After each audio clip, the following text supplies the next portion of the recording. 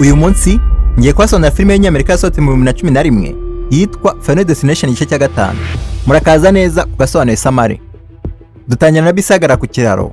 Aho kanyine bitujomba Sami mu kigisebe atangira kumva ibintu atazi gusa bagenzi be batari kumva.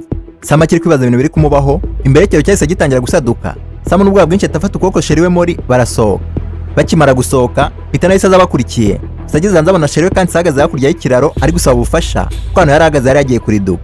Peter yahise atangira gushaka inzira yamugeza kuri sheriwe, gusa bitunguranye, kandi Sami yarahagaze harariduka maze aragenda hejuru y'igisongo gihita kimwica ako kanya. Sami yahise afata inshuti ye Peter ngo bahunge, Isaac nawe wari muri toilette avuyemo, asanga Bisa ari usigayemo wenyine ahita amanukana nayo iramwica. Sami warimo yirukankana na Mori, yageze imbere asanga ikiraro kiri gucikamo kabiri. Sami adatinze ahitambutsa sheriwe, gusa agiye kwambuka yumva ijwi rya Olivia riri gutabaza ahita asubira inyuma ajya gukiza Olivia wari wabuze rinete ze. Sami yahise afata Olivia ajya kumufasha nayo kwambuka ikiraro. Olivia utari uri kureba neza agezemo hagati